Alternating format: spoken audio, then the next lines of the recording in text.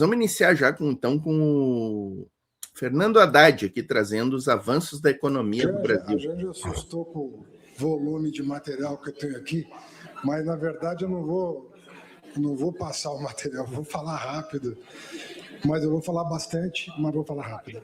Eu acho importante a gente dividir aqui alguns dados que o presidente me pediu para reunir, porque muitas vezes a gente fica lendo as coisas, e você sabe que eu acho importante a gente ler crítica, porque a gente vai tentando melhorar o trabalho da gente.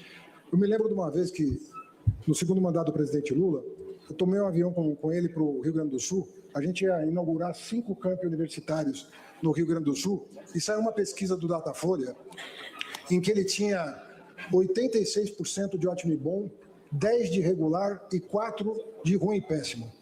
Aí ele me falou, Haddad, quem são esses 4? Eu falei, cara, é o cara que acordou com dor de cabeça, com dor de barriga, que brigou com a esposa. 4%, presidente, e ele estava preocupado com os 4%. E por isso que eu acho que é importante a gente ouvir o que tem para dizer, mas para a gente ter força de avançar, convencer Congresso, convencer Judiciário, convencer os ministros, convencer o governo, convencer os empresários, convencer os consumidores, a gente tem que fazer um pouco do que a Luísa ensina para todos nós, que é vender um pouco de otimismo. E eu penso que nós temos motivos para isso, sem desconsiderar que tem muito trabalho pela frente. Um país em desenvolvimento tem muita coisa para fazer, os desafios estão aí colocados, mas conforme eu disse uma vez numa entrevista, nós não precisamos de uma serra elétrica para corrigir os nossos desequilíbrios, nós precisamos de uma chave de fenda. Agora, se tomarem a chave de fenda da gente também, vai ficar difícil parafusar com a mão. Mas se a gente, com diálogo, continuar prosperando, então eu queria passar o seguinte. Em primeiro lugar, nós vamos terminar o governo já com projeção de Banco Central, não é projeção da Fazenda, projeção que está nas casas aí do mercado financeiro. Nós vamos terminar os 4 anos de governo com um crescimento médio de 2,8%, que é o maior desde o FHC 1, com exceção dos 2 mandatos do presidente Lula. Ou seja, ele só perde para ele mesmo. O senhor está perdendo para o senhor em crescimento ainda, presidente, mas é em poucas coisas que o senhor vai perder para o senhor. Já no desemprego, o senhor não está perdendo nem para o senhor. Vai ser a menor taxa de desemprego média em 4 anos, desde o começo da série histórica. Nós vamos terminar com 6,6% de média, porque na margem nós estamos com 5,4%. A menor taxa de desemprego veio acompanhada com a menor informalidade e subutilização do mercado de trabalho. A informalidade caiu para 37,9% e a subutilização caiu para 14,7%. O mercado de trabalho aquecido, junto à política de valorização do salário mínimo, elevou o rendimento salarial médio para um patamar recorde. A média salarial no Brasil hoje é recorde e atingiu a marca de R$ 3.507. Levamos à redução recorde da desigualdade de renda no país. Nós estamos com o menor índice de Gini, que mede a desigualdade, da nossa história. E, como já foi dito aqui, a menor prevalência de subnutrição, retirando pela 2ª vez o país do mapa da fome. A taxa de jovens que nem estuda e nem trabalha, famosa geração neném, caiu para o menor patamar da série histórica. É alto, mas é o menor patamar, 21,2%. Em paralelo ao recuo expressivo nas taxas de pobreza e extrema pobreza, respectivamente 27,4% e 4,4%. Além da prosperidade econômica nesse governo, a inflação, senhores, que é uma preocupação legítima de todo cidadão, em 4 anos vai ser a menor da história, de toda a história. Do Império, da República Velha, do Estado Novo, do Plano Real, a menor inflação da história em 4 anos. Isso tem a ver com... Quando você consegue conciliar a queda de inflação com queda de desemprego, você está com o menor índice de desconforto de uma sociedade. Então é muito importante, um amigo meu costumava dizer que no governo do presidente Lula, a curva de Phillips fica numa situação muito delicada. Porque a curva de Phillips, ela inverte, né? Quanto mais inflação, menos desemprego, quanto menos desemprego, mais inflação. E nós estamos conseguindo conciliar o melhor de 2 mundos. Menor desemprego com menor inflação. O Plano Safra, Pronaf, além de outras medidas, auxiliaram a reduzir a inflação de alimentos, que até 2025 também é a menor dentre todos os mandatos. esse mandato vai ser o de menor inflação de alimentos. Então, não é só que a inflação média de todos os produtos está baixa. A de alimentos, que prejudica o trabalhador de baixa renda, é a menor da série histórica. Nós começamos a política de valorização do salário mínimo. E eu quero dizer que nós revertemos uma curva que vem desde 2017. Desde 2017, o salário mínimo vinha perdendo o poder de compra. O senhor tomou posse, nós começamos a recuperar. Estamos no melhor momento? Não. Nós estamos com um indicador de 2,01 contra o melhor momento que foi em 2011, 2,52. Temos trabalho para fazer ainda. Mas já saímos do piso que foi atingido em 2022 de 1,67. Isso tudo se deve a muito trabalho, sobretudo no crédito. O Marcos Pinto, que é uma pessoa que eu sempre gosto de enaltecer, porque eu conheci o Marcos Pinto em 2003, quando eu estava no Ministério do Planejamento. E ele é um dos formuladores de projetos muito importantes, um dos quais eu fiz com a Ana Estela, que estava trabalhando com o Cristóvão Buarque na educação, que foi o ProUni. Marcos Pinto, sem ele, a gente não ia ter conseguido encontrar a embocadura jurídica para enfrentar o debate que aconteceu no Supremo Tribunal Federal, que validou a constitucionalidade do ProUni. Sem ele, a gente não teria a lei das PPPs que nós temos hoje, que é de 2004, e eu contei com o apoio dele. E sem ele, nós não teríamos o imposto mínimo de renda, imposto de renda mínimo, sem o que nós não teríamos viabilizado a isenção para quem ganha 5 mil. Porque se você não tivesse a compensação, nós íamos abrir um rombo nas contas públicas. Então nós quebramos a cabeça para dizer, como é que nós vamos compensar? E aí saiu do Marcos Pinto a ideia de cobrar um imposto de renda mínimo de 10%, que vai angariar a receita necessária para equilibrar as contas de quem vai deixar de pagar. São 141 mil que vão passar a pagar, porque pagam hoje 2,5% de alíquota, para beneficiar 15 milhões, 10 dos quais ganham até 5 mil, 5 milhões que ganham até R$7.350. As concessões, gente, as concessões reais de crédito e a recuperação do microcrédito estão na máxima histórica. A concessão de crédito no Brasil, por mês, em 2025, está em 648 milhões de reais. E o microcrédito em 1.640 até agora, até outubro. Fizemos desenrola pequenos negócios, teto de juro para cartão de crédito, marco de garantias que foi citado aqui. A média mensal por mandato de concessão de crédito para aquisição de veículo foi de 22 bilhões de reais, recorde histórico também. Disponibilidade de recursos de crédito para o Plano Safra, aliás, de crédito global, né, foi de 520 bilhões em média nos 3 anos do governo do presidente Lula, e a média da produção de cereais, leguminosas e oleaginosas por mandato de 4 anos, nós atingimos 317 milhões de toneladas no período 2023-2025. Bom desempenho no mercado de capitais, emissão recorde de debêntures que vai além do PAC e estímulo a PPPs. A emissão de debêntures atingiu a marca de 528 bilhões e a emissão real de debêntures incentivadas chegou à marca de 167 bilhões, o que levaram a um investimento recorde de infraestrutura, que atingiu em 2024, já contabilizado, 261 bilhões de reais. É o melhor momento do investimento em infraestrutura. Você não vê isso ser comentado, ser discutido. Às vezes, quando a gente leva esses números para o exterior, presidente, para contar para o investidor estrangeiro o que está acontecendo, ele se surpreende e fala, pô, mas o pessoal que vem aqui falar do Brasil para a gente não mostra isso. Eu falei, mas por isso que eu estou aqui, para mostrar o outro lado da moeda. Eu não estou contestando questões que precisam ser resolvidas, mas a gente tem que levar o conjunto da obra para a pessoa saber se vai investir no Brasil ou não. Hoje, o mercado acionário está de novo batendo recorde. Bovespa está batendo recorde. Confiança batendo recorde. Confiança do trabalhador batendo recorde. O dólar na mínima de muitos meses, quando falavam que o dólar ia chegar a 6, a 7, a 8, está a 5,30. Quer dizer, eu fico, às vezes, um pouco perplexo de ver previsões que reiteradamente não se confirmam. Porque quando uma previsão não se confirma, você fala, normal, pô, é difícil prever as coisas em economia. Mas às vezes a mesma pessoa é consultada depois de errar 10 previsões. E ela continua sendo consultada para prever.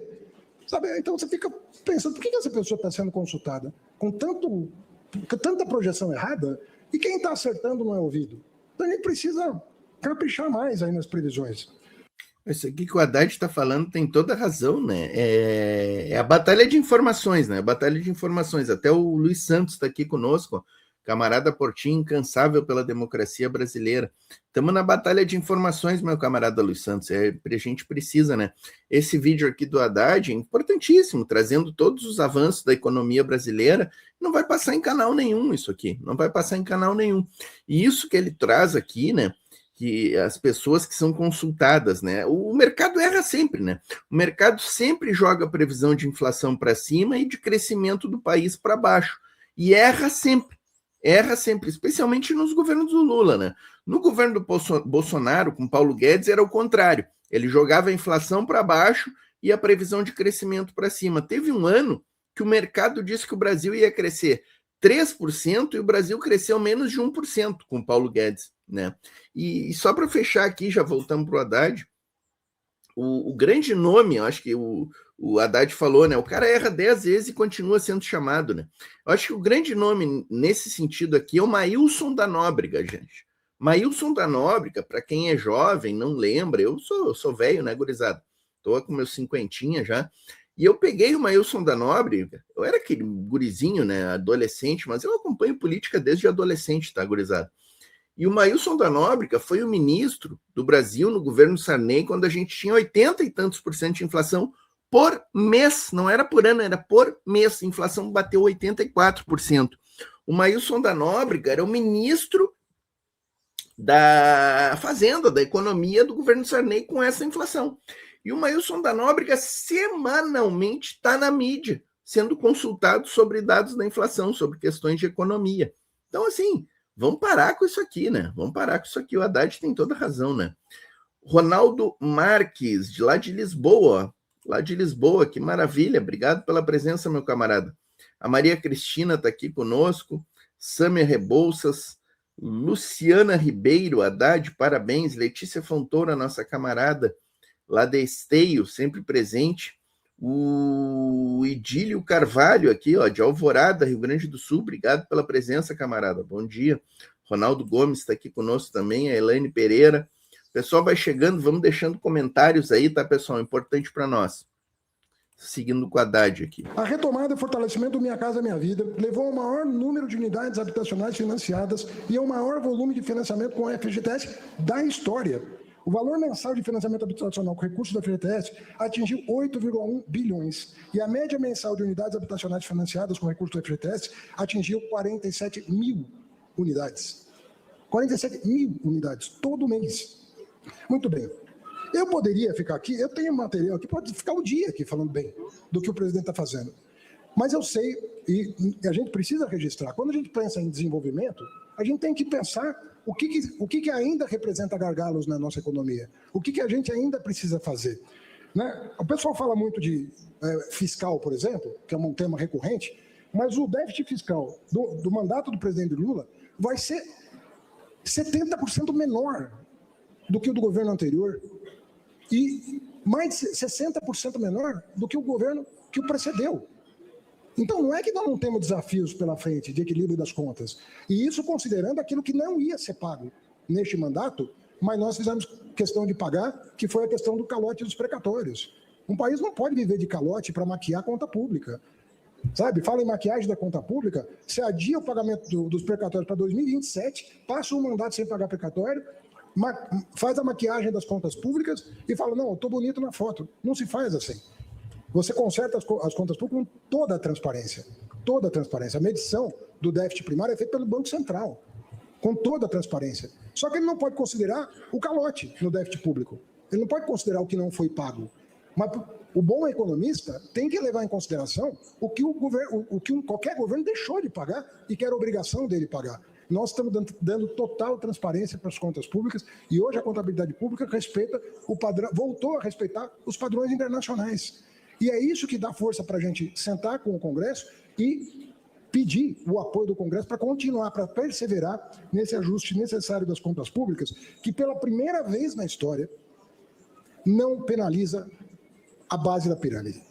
Porque toda vez, e virou um estigma, você falava de ajuste fiscal, todo mundo que tinha alguma compaixão com o próximo começava a tremer. de medo, de salário mínimo congelado, tabela de imposto de renda congelada, programa social congelado e o subsídio para a empresa, isso correndo solto no Congresso. Mas você não podia pagar R$1 de aumento real de salário mínimo, porque a Faria Lima temia que ia desorganizar tudo. Pois nós conseguimos, com corte de gasto tributário e com contenção, uma contenção inteligente de despesa, melhorar as contas públicas sem penalizar aquele que põe a roda da economia para andar, que é o consumidor. É ele que vai fazer a economia girar. Então, presidente, o que eu tenho para lhe dizer é que é uma grata satisfação trabalhar com o senhor mais uma vez, porque o senhor tem lado. E quando a gente entra com uma ideia torta, que não convence o senhor, porque vai prejudicar alguém que o senhor conhece, que o senhor viveu lá nas várias vilas que o senhor habitou, e o senhor lembra da sua história, e o senhor relembra os casos que o senhor viveu, isso nos dá confiança da gente buscar o caminho correto de equilibrar a economia, mas de maneira não só inteligente, de maneira justa. Porque nós não estamos aqui só para fazer o ajuste das contas sem olhar para a razão de ser da política, que é olhar para as pessoas e ver quem é que está mais precisando e quem é que pode colaborar com o ajuste das contas, porque não está dando a sua justa cota de participação. Então, nós estamos chegando aqui satisfeitos com muita coisa, insatisfeitos com outras, mas com a segurança de que é um balanço muito significativo que está sendo entregue. E eu não falei aqui de coisas que vão ter repercussão futuro. O presidente Alckmin sabe, quantidade de iniciativas que nós tomamos, sobretudo na parte tributária, na reforma tributária. O presidente Alckmin foi o grande parceiro dessa reforma, né, de fazer a reforma andar no Congresso. Nós não temos ainda ideia da repercussão que isso vai ter no crescimento econômico do Brasil ao zerar tributos sobre investimento e exportações. O Brasil vai começar a olhar para o mundo. Hoje a gente olha muito para nós mesmos e não aproveitamos as oportunidades econômicas que estão abertas para o país. Mas até nisso nós já conseguimos sentir o cheiro de que as coisas vão mudar para melhor. Olha para a América do Sul, olha para a Europa, olha para todo canto, o Brasil está se destacando. Por isso que nós hoje já fomos o quarto, já fomos o quinto, já fomos o terceiro, hoje nós somos o segundo destino de investimento estrangeiro no mundo. E isso se deve muito ao presidente Lula. Muito obrigado. Maravilha. Muito bom ouvir o Haddad, né? Esse discurso foi feito ontem, pessoal, na reunião do Conselho de Desenvolvimento Econômico Sustentável, né? O Lula também fez uma excelente fala nesta reunião aí deste conselho, e importante isso aí que o Haddad trouxe, né? O Brasil é o segundo destino de investimentos, né? Muito interessante, né? Este dado era um dado que confesso que eu não conhecia. Pessoal, aumentando a audiência, tá? Movimentou o chat aqui, a Regina Alves jogou fogo aqui, ó. Tropa do Batom, firme e forte, quero ver a Tropa do Batom movimentar o chat, dando bom dia para todo mundo. E aí movimentou, a Maria Cristina chegou, a Luciana Ribeiro, Brasil no caminho certo, Luiz Santos. Perdemos a capacidade de Haddad para a demência do psicopata adorador de torturador. É verdade, né? Perdemos a chance de ter o professor Haddad como presidente do Brasil entre 18 e 22, né? E caímos na mão do genocida, né? Do embroxado, daquele ser ridículo, né? A Globo batendo no governo de Luciana Ribeiro, pela Globo o Brasil tá fudido. A Eliane Viana, o Brasil crescendo, graças ao melhor presidente que temos, equipe séria maravilhosa. Encarnação Melgar chegando aqui, grande presença. Encarnação chegou, a audiência começou a bombar, ó. Curte, comenta, compartilha, pinga na chave Pix, a voz trabalhadora, gmail.com, a chave está passando aqui embaixo, vai ficar passando. Vamos avançar agora com o discurso do Lula. No mesmo dia do discurso do Haddad, o Lula discursou ali também naquele mesmo evento, e este que eu vou trazer aqui foi na sequência no Conselho Nacional de Ciência e Tecnologia,